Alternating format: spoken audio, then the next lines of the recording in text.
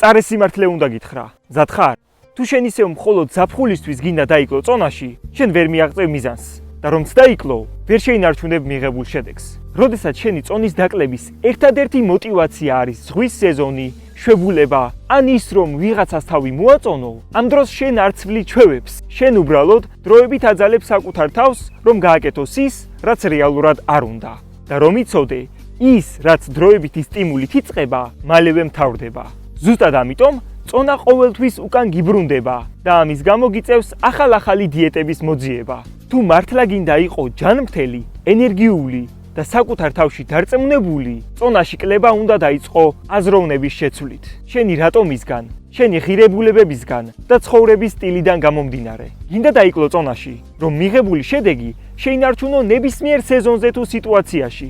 მაშინ ჩაეწერე ჩემთან კონსულტაციაზე და გაჩვენებ გზას, რომელიც მიგიყვანს შენს მიზნამდე. დაწერე კომენტარებში სიტყვა გასაუბრება.